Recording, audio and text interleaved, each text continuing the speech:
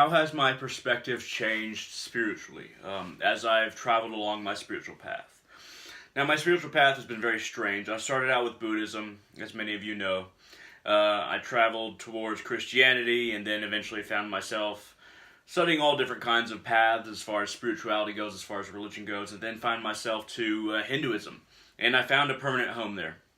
Now, being Hindu isn't a religion in which one has to follow dogma. So I still work with other gods. And now you could say, okay, why do you believe in multiple gods? Why do you believe that there's not just one God? And the simple answer is something that I'm about to explain. Well, it's not a simple answer, but it's the answer that I've come to, and I'm going to explain it through a simple allegory. And that allegory is of a tree.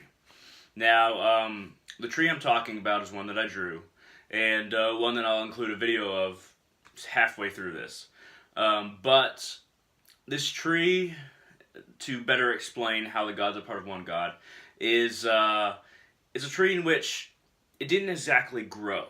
It didn't exactly start from a seed and then grow into the tree that we know. It is more of an infant tree that every single part of it has always existed. And now there are different parts of the tree. There are different parts and segments, and you can classify these different parts as basically different gods. These different parts of the tree perform different functions. Every single part of the tree serves a function for the united whole, which is basically the purpose of the different gods. They all serve a function of the united whole. Now, where do individual souls like human beings come into it? We're kind of like the cells of a tree. And now this is an infinite tree, so the allegory doesn't translate perfectly to the idea of a tree, and the tree didn't grow from a single seed. It's more of an existence that has always been and will be. So that's another way that allegory doesn't translate. But every single part of this tree serves a purpose and is a function that plays into the nature and every other nature relies upon of this grander tree. Now, we individual souls, like human beings, are like the cells of the tree. We make up different cells within each function as well. When we're drawn to a certain god, when we're drawn to a certain part of the tree that is the function of grander whole, we are working towards that godhood. But the godhood is not separate. The godhood is not something in and of itself. It's still a part of the grander whole.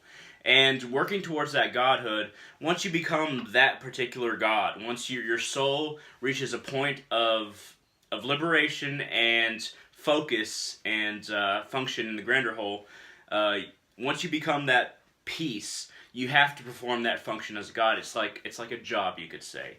Every part of the tree has a job, whether it's leaf, root, bark, inner core, and all the segments of a tree. I mean, I'm not the best person to explain the different parts of a tree, but there are different parts that serve as different functions for the grander health of the tree, the grander existence of the tree.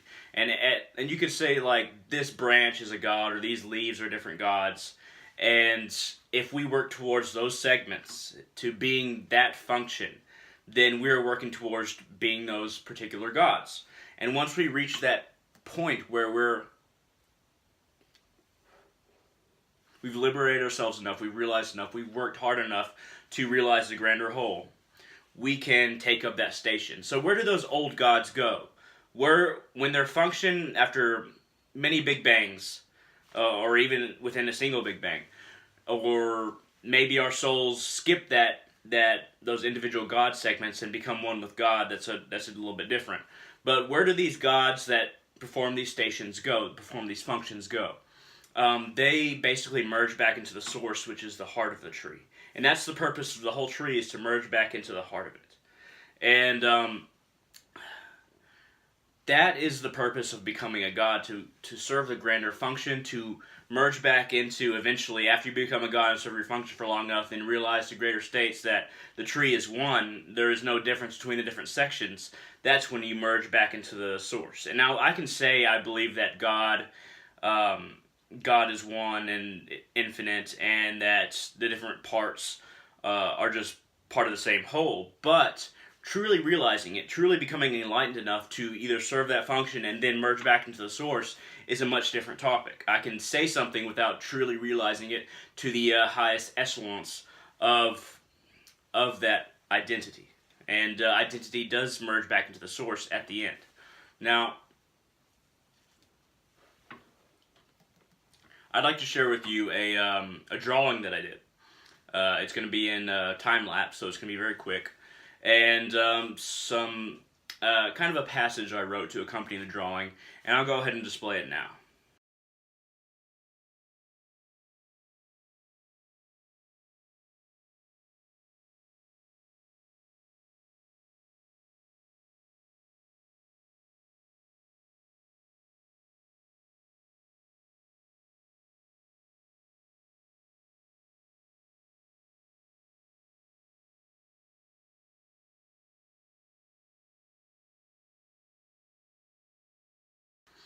So, how does that drawing, how does that explanation um, merge with my understanding? Now, for a long time, I believed, okay, one religion has to be right. I have to pick the one that's right by studying them all. And the more I progress along my spiritual path, the more that I realize that every single path is a part of this tree. All the different gods are a part of this tree and serve a different function. And you can say there are certain gods that serve bigger functions, but that ultimately is irrelevant. Ultimately, the allegory itself is irrelevant, but it's very helpful for us to understand gods and the different sections and functions of the tree so that we can merge back into God through our own path, whatever that individual path might be. And every single person, every single soul has a certain path they walk to merge back into the source, and that's why this allegory is helpful. But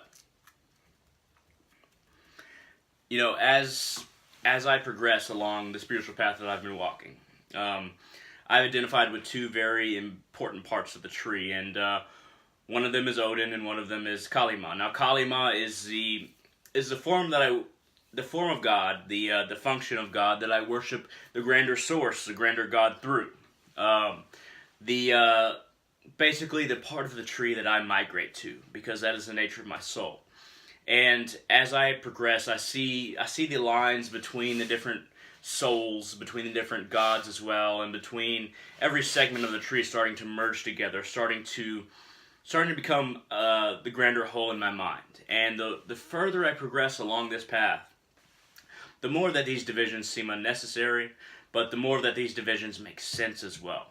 And now this seems paradoxical. How can they both make sense and be unnecessary? Because realizing a function doesn't necessarily mean that you don't understand it's a part of the grander whole. Now, we are all on this path for that same purpose, to realize the grander whole, but we all have our individual and unique paths to walk, and even the cells that migrate towards these certain gods, these different parts of the tree, have very individual paths, very unique to a soul. But that soul also, its mission is to ultimately realize the grander. I'm in awe of the grander whole, and I've seen these lines disappear the further along the path that I go. And, you know, I still have so many flaws. I'm nowhere near enlightened, and I don't really consider myself that much more enlightened than regular people. I mean, I drink, I smoke, I still haven't conquered these base desires. But it's interesting that no matter how many desires I still have, I still am seeing these lines disappear because I'm walking in my own way. And I would encourage you to walk in your own way, to allow your perspective to change based on the research that you do, based on the migration that you realize that you're drawn towards, whatever god or goddess, of course. That's what I usually mean by God. I also mean goddess. And how the lines disappear for you might be a little bit different, whether it's through Christianity, Islam, Judaism, Hinduism, paganism, any spiritual traditions, left-hand path, right-hand path, Jainism, even if part of your mission is to be agnostic and atheist. We all have these ways in which we're progressing, and that will eventually lead to the destruction of these lines within our own understanding. And I encourage you to do that because my perspective is changing towards the positive. My perspective has been evolving for a long time, and I hope that yours is too. We're all doing this together. We're all trying to realize the same thing together through different means. But hey, I hope that this explanation was useful about God's and about the source, God, in other words.